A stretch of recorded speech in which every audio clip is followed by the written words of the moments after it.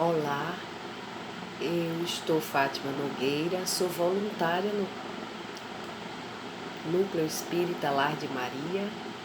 Estamos aqui hoje para nos encontrarmos nesse programa promovido pelo Lar de Maria que se chama Fortalecimento das Emoções. Sejam todos bem-vindos. Estamos abordando o fortalecimento das emoções através do autodescobrimento, como sendo um instrumento importante para fortalecer nossas emoções. É importante que nos conheçamos, que nos entendamos de que como é que reagimos a determinadas situações, né? O que está acontecendo conosco? Quando as nossas emoções ficam um pouco conturbadas, ficamos tristes, ficamos ansiosos, ficamos preocupados. O que se passa conosco? Fisicamente, psicologicamente, tem muita coisa acontecendo para que o que apareça seja aquela emoção, em algumas situações um pouco enfraquecida. Mas o que é que leva a esse enfraquecimento? Então, por conta disso, adotamos como base de referência um livro que se chama O Autodescobrimento, uma busca interior, psicografado por Divaldo Franco, do Espírito, que é o seu guia, Joana de Ângeles. Então, Joana de Ângeles vai dizer que estamos em processo, não é, de desenvolvimento.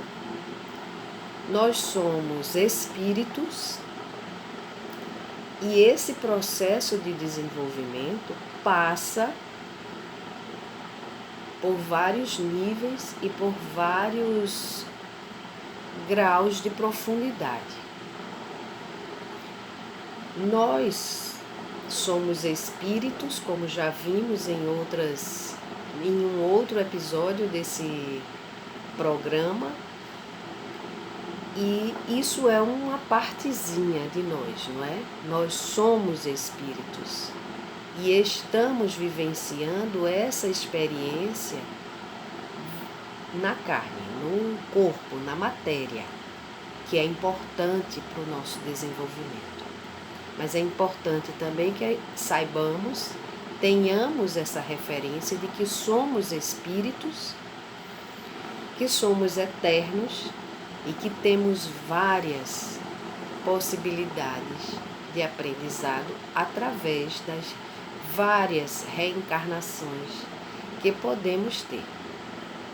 Então, com base nisso, vamos hoje conversar um pouco sobre uma partezinha de nós que se chama o inconsciente, não é? Joana diz que o inconsciente é o conjunto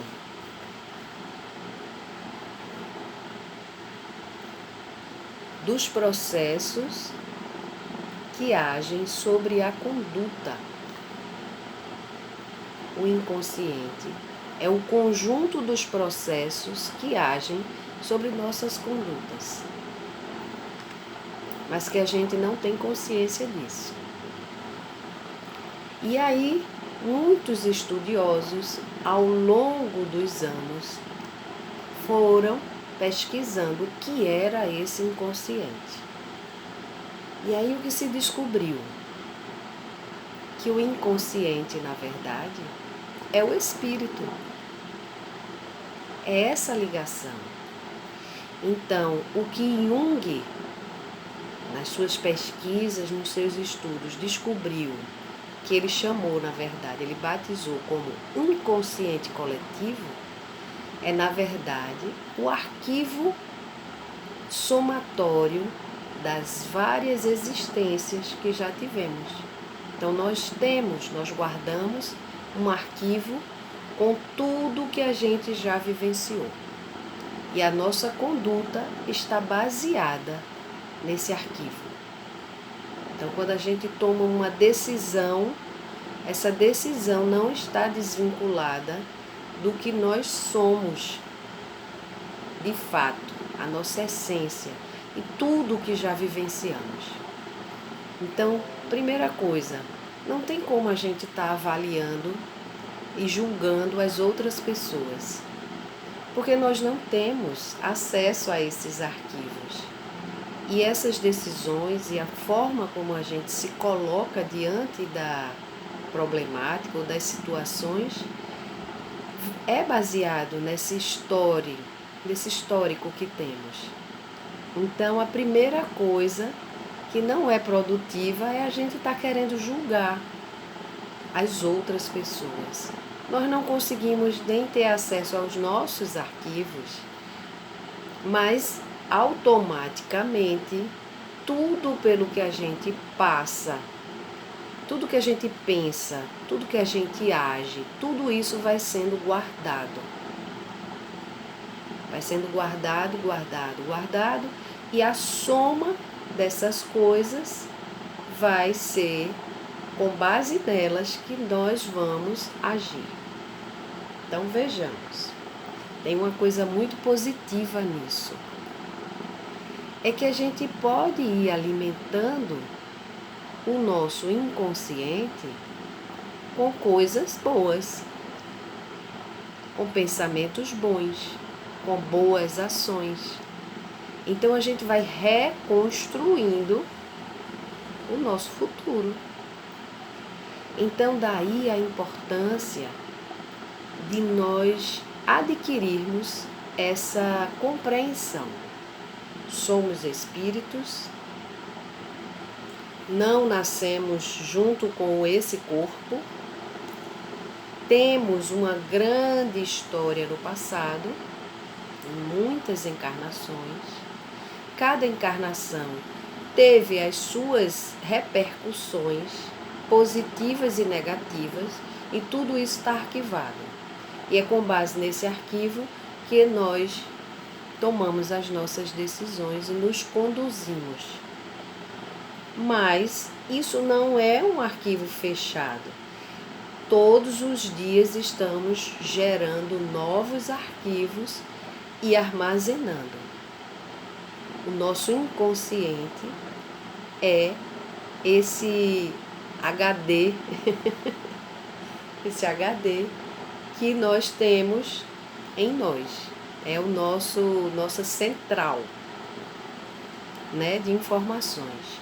Então, se estamos o tempo todo pensando negativamente, pensando em dificuldades, pensando em necessidades que achamos que não temos condições de supri-las, que não somos capazes, que não estamos aptos. Então estamos poluindo, não é? Criando arquivos que, na hora que a gente vai dar uma resposta às situações da nossa existência, elas vão estar poluídas com essas negativas que estamos criando para nós mesmos. São falsas, muitas dessas impressões que estamos gravando nos nossos arquivos. Então, que tal se a gente decidir que quero gravar outras coisas nesses arquivos? Como é que eu posso fazer isso? Uma dica prática, né, bem objetiva, que eu poderia dar para todos nós é a prática diária de meditação. Por que isso? Porque a meditação é uma das formas que temos de estarmos atentos ao que pensamos. A gente não deixa o pensamento solto vagando. Temos milhares de pensamentos durante um dia. E esses pensamentos, eles são muito aleatórios. A gente não está atento a tudo que está pensando. Mas tudo que estamos pensando está sendo arquivado. Então a meditação ajuda a gente a estar atento ao que está pensando, o que estamos pensando, não é? Existem algumas alegorias que são usadas, que é muito engraçado, porque o nosso pensamento, para alguns, é como se fosse um macaco, agitado, pulando de um lado para o outro, e é assim mesmo que ele se comporta. Mas a gente pode ir disciplinando esse pensamento quando exercitamos a meditação. Parece difícil no começo, e é mesmo, porque não estamos habituados. Mas como tudo que é novo, precisa de exercitar. Vamos exercitar. Vamos fazer um pouquinho, alguns segundos. Vamos fazer meditações guiadas no início. Vamos aumentando para minutos. E aí, aos pouquinhos, a gente vai tornando um hábito, tornando normal para a gente estar atento ao que estamos pensando. E aí, a gente pode pensar coisas interessantes para arquivarmos. E aí, a gente vai colocando nos nossos arquivos as nossas memórias, os nossos atos, as nossas atitudes, ações positivas. Já temos muita coisa negativa guardada. Vamos agora começar conscientemente, porque a gente quer, porque a gente decidiu que queremos dar uma reviravolta na nossa existência, e a gente pode, nos é permitido isso. Temos o nosso livre-arbítrio. Deus nos deu, nos proporcionou isso. Então vamos lançar mão disso. Da mesma forma que podemos optar pelo negativo, podemos também optar pelo positivo. Ah, mas as coisas não estão tão boas assim. Quem nos impede de gerarmos as nossas próprias coisas boas, as nossas próprias memórias boas? Que tal se a gente começar fazendo boas ações? Se esquecendo um pouquinho da gente para pensar um pouquinho no outro.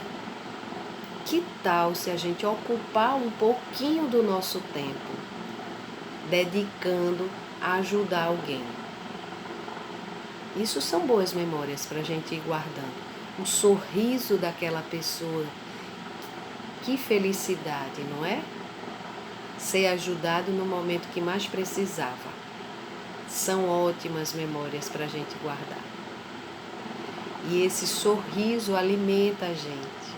Da mesma forma que a gente pode alimentar com um sorriso o outro. Então, fica a dica. Esse inconsciente, ele pode ser trazido para o consciente, de certa forma. O subconsciente é a partezinha do inconsciente que está mais próximo do consciente. E de vez em quando ele dá uns lapsos assim e dá umas informações, seja através de sonho, seja através dos atos falhos, né? Quando a gente fala uma coisa que não era exatamente o que a gente estava pensando em falar, mas que termina falando. Tudo isso são dicas que o nosso subconsciente vai dando. E é muito interessante essa questão da gente conscientemente alimentar esse arquivo que a gente não acessa quando quer, mas que é ele quem rege a nossa conduta. Então, vamos reorganizar a nossa conduta, tornando ela muito mais prazerosa através de pensamentos positivos, de alegrias. Ah, mas eu não estou alegre, eu estou triste. O que é que eu faço?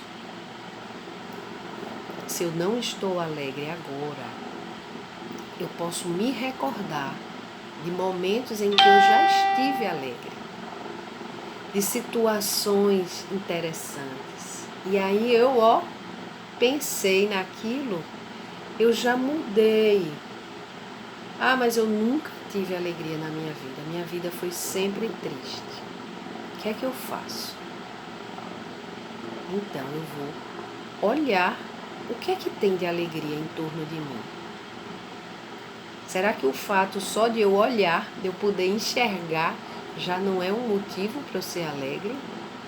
De eu poder falar, de eu poder pensar, de eu ver a obra de Deus, não é? Os pássaros, o céu, o sol, o ar. Então temos muitos motivos para sermos alegres, para sermos felizes e gratos. Gratidão, agradecer sempre, não é? Temos dificuldades, todos nós temos dificuldades, mas essas dificuldades podem ser minimizadas, podem ser atenuadas, dependendo da forma como a gente vai enxergar essas dificuldades. A gente pode até agradecer pelas dificuldades, porque elas sempre vão ensinar a gente. Então, dificuldades todos nós teremos, mas podemos nos colocar diante dessa dificuldade de uma forma muito mais produtiva, muito mais interessante, onde a gente pode escolher ser feliz. Então, fica esse o convite da gente estar alimentando esses nossos arquivos com coisas positivas, com ações positivas, com amor pelo próximo. Que Deus nos abençoe e continuemos firmes, tentando melhorar todos os dias. Isso é possível e nos é permitido, vamos aproveitar. Fiquem com Deus e até a próxima.